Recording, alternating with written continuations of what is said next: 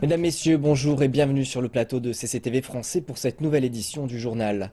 À la une, au moins 2 personnes ont été tuées et plusieurs autres blessées samedi lors de l'explosion d'une voiture piégée dans une ville syrienne à proximité de Hama. L'explosion s'est produite à l'entrée de Salamieh, à l'est de la ville d'Hama, seulement quelques heures après l'entrée en vigueur du cessez-le-feu en Syrie dans le cadre du plan américano-russe.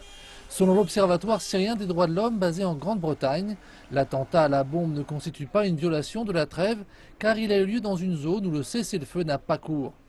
Le même jour, un groupe rebelle syrien du nord-ouest du pays a déclaré qu'il avait fait l'objet d'une attaque de la part de forces gouvernementales au sol et que cette action était une violation du cessez-le-feu. Le porte-parole de ce groupe a affirmé que 3 combattants avaient perdu la vie alors qu'ils repoussaient l'assaut dans la région du mont Turkmen, non loin de la frontière turque, dans le gouvernorat de Latakia.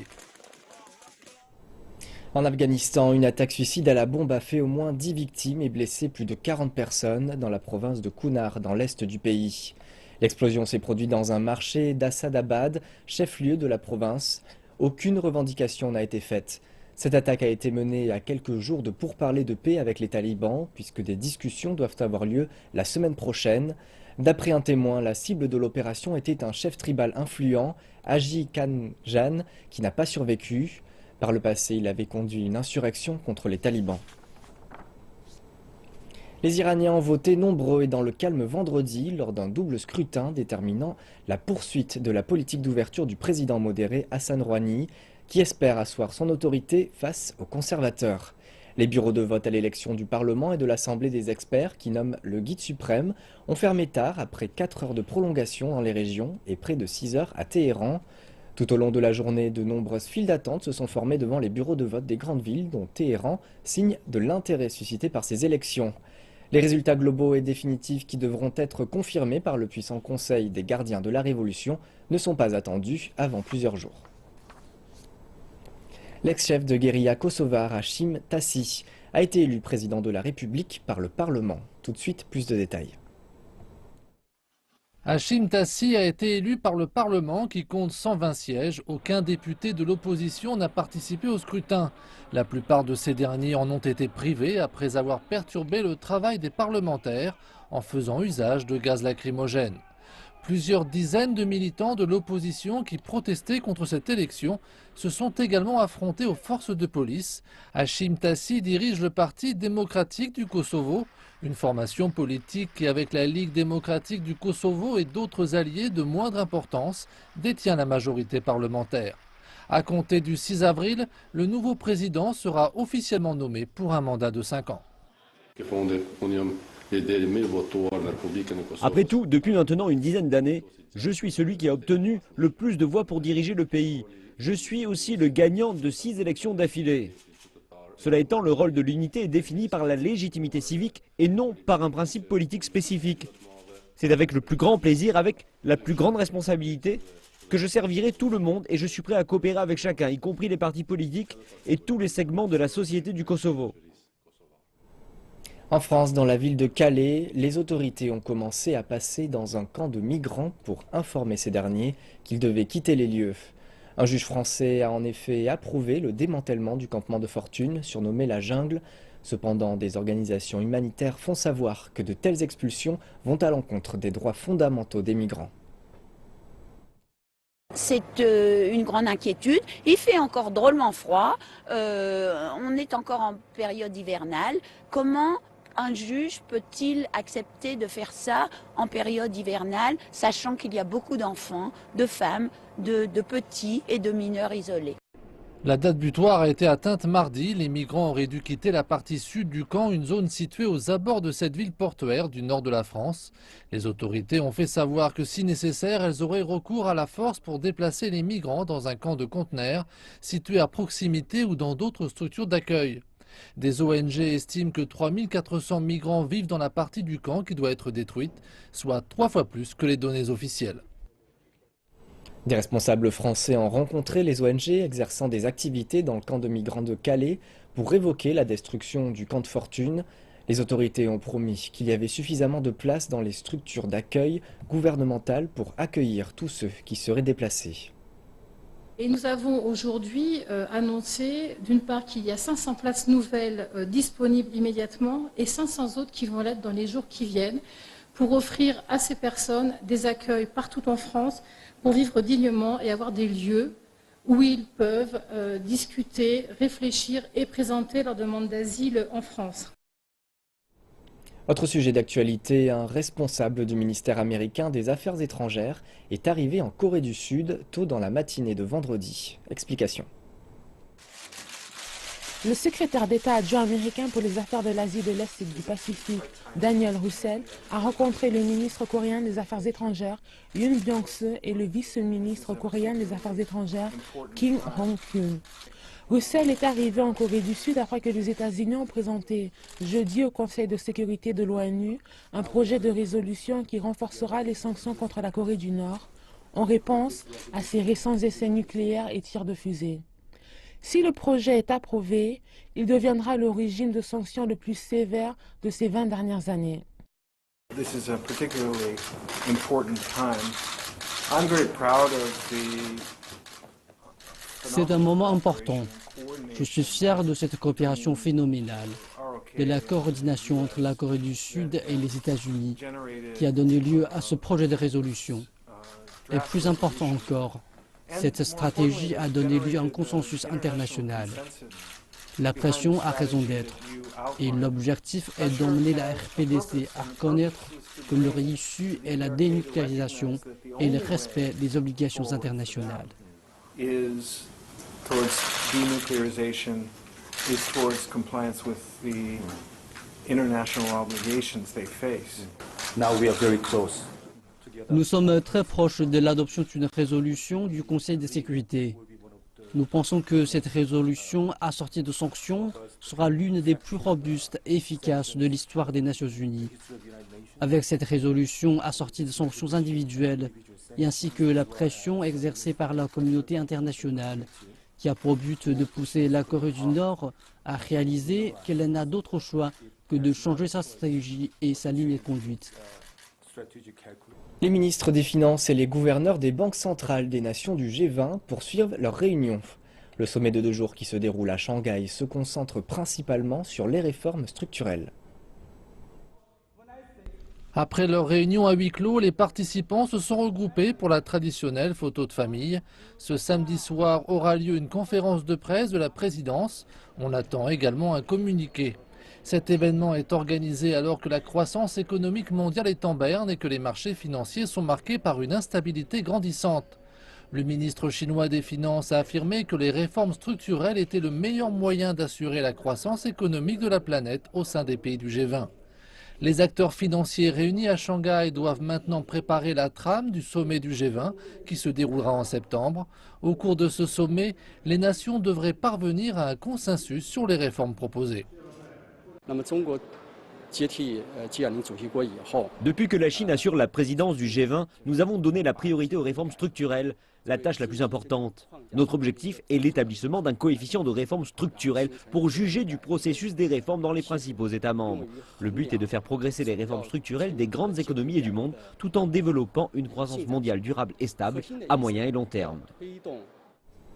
Vendredi, les ministres des Finances du G20 ont assisté à des séminaires de haut niveau. Ils ont exprimé leur soutien aux réformes structurelles. Des réformes structurelles, une phrase qui fait le buzz dans le monde de l'économie. En tant que pays hôte du G20 cette année, la Chine propose un système d'évaluation des réformes structurelles parmi les économies membres et ces domaines qui doivent avoir la priorité dans l'accélération des réformes structurelles. Les réformes ont été lentes dans les pays avancés et émergents et les objectifs de croissance ont été manqués. Souvenez-vous, à Brisbane, ils ont dit qu'il faut 2% de croissance en plus. Eh bien, nous avons déjà parlé de ça plusieurs fois. Nous disions que ça n'arrivait pas et maintenant ça se répète et nous devons faire mieux. Les pays doivent accélérer leur processus de réforme. En janvier, le Fonds monétaire international a baissé ses prévisions de croissance de 0,2 points de pourcentage et cela pourrait sonner la fin de l'histoire. Nous demandons aux pays du G20 d'accélérer la mise en place de la réforme structurelle qu'ils ont promise. Nous ne demandons pas d'intervention. Nous disons simplement que l'engagement qu'ils ont pris, ils doivent le mener à bien en grand et avec courage. À mesure que la croissance mondiale ralentit, un effort collectif fort et une réponse doivent être apportée. Il y a un certain nombre de sujets à aborder, la productivité, l'emploi, le changement de sexe.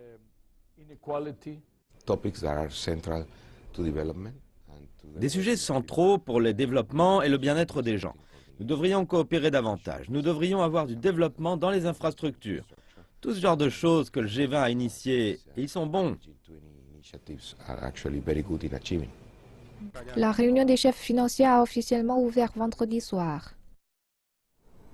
Le président du bureau des gouverneurs de la NDB, Anton Silvanov, affirme que la banque envisage de s'étendre une fois le moment venu. Les membres de la NDB comprennent les pays des BRICS. Chaque pays a souscrit 1 milliard de dollars. La banque de développement a été lancée l'an dernier, le 7 juillet, lors du sommet des BRICS, pour financer leurs projets. La Banque du Nouveau Développement se prépare pour son premier lot de financement de projets, concentré sur l'énergie durable et verte. Les responsables de la banque affirment que les propositions faites par les membres fondateurs de la banque, à savoir le Brésil, la Russie, la Chine, l'Inde et l'Afrique du Sud, sont des projets qui utilisent l'énergie éolienne, solaire et aquatique. L'énergie nucléaire en est quant à elle exclue.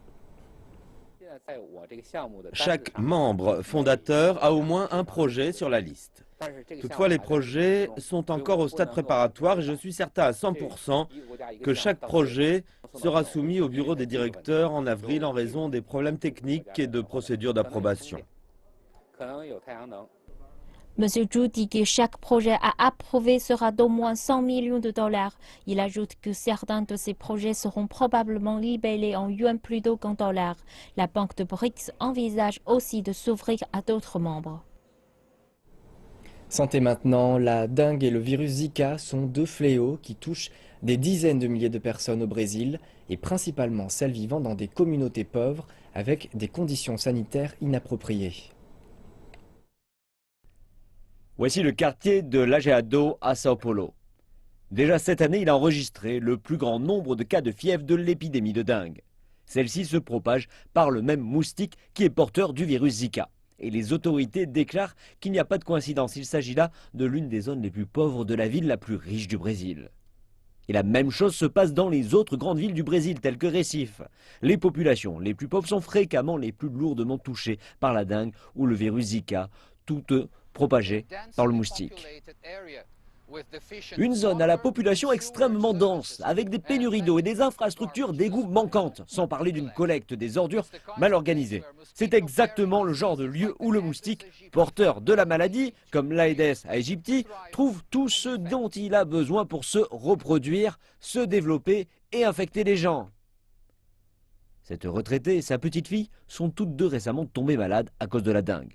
Désormais, elle espère seulement qu'elle ne contractera pas le virus Zika. Je pense que la propagation des maladies a un lien avec cette eau qui empeste et près de laquelle nous devons vivre.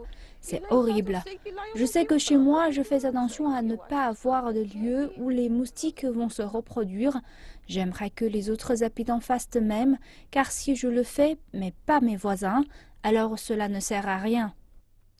Cet expert en maladies infectieuses déclare que le manque de sanitaires est une grosse partie du problème, mais s'inquiète également du manque d'informations au sein de la communauté. Un gros problème est la qualité de l'éducation de ces campagnes qui visent à lutter efficacement contre ces moustiques. Il est essentiel d'avoir l'implication de la communauté pour détruire les sites de production et c'est souvent plus difficile quand les gens ont moins d'informations. Incapables de faire face à la propagation du moustique et des maladies qui en résultent, les autorités de Sao Paulo ont installé des tentes d'urgence pour les personnes les plus touchées, afin de tenter au moins d'identifier les cas. Cette femme au foyer s'est réveillée avec les symptômes et est venue ici pour subir un examen.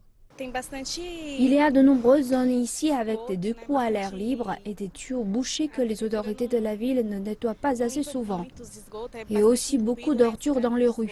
Je pense que c'est pourquoi cette région a tant de cas de dengue. Le Brésil a les plus hauts niveaux d'inégalité des revenus. Désormais, il semble que la dengue et le virus Zika deviennent les nouveaux repères séparant les riches des pauvres. Et pour terminer, des nouvelles du monde du football. Gianni Infantino a été élu nouveau président de la FIFA.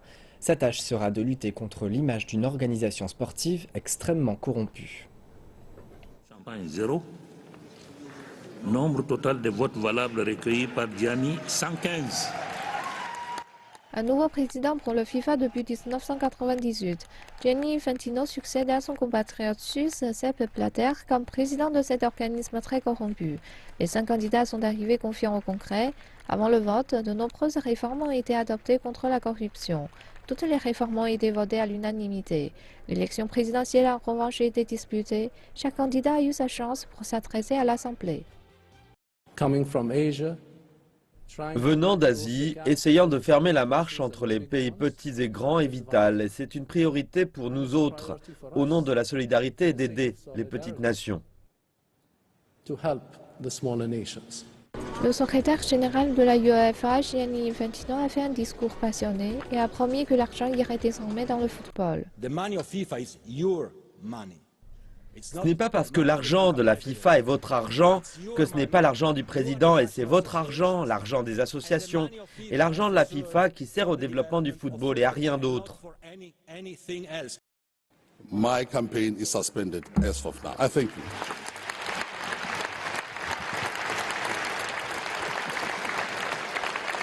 Le Sud-Africain Tokyo Sexwell a créé la surprise durant la campagne en acquittant les 104 candidats en lice et une mini-surprise a eu lieu au premier tour avec Infantino obtenant le plus de voix, à savoir 88, laissant le cheikh Salman derrière avec 85.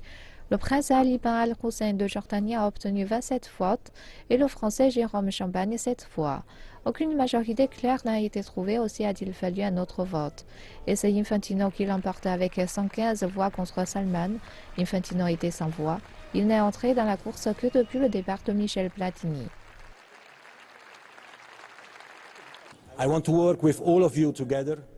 Je veux travailler avec vous tous, de façon à restaurer et reconstruire une nouvelle ère pour la FIFA, et une nouvelle ère pour la FIFA où le football peut se trouver au centre.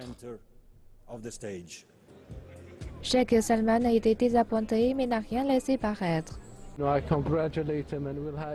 le félicite et je le soutiendrai dans l'avenir. Quel que soit l'avenir, nous serons ensemble. Et c'est la fin du journal, merci pour votre attention. Je vous rappelle que vous pouvez revoir le journal et retrouver l'ensemble de nos programmes sur notre site internet officiel à l'adresse fr.cntv.cn. Quant à moi, je vous donne rendez-vous dans 1h30 pour une nouvelle édition d'Afrique Info. Bonne suite de programme à toutes et à tous sur CCTV Français.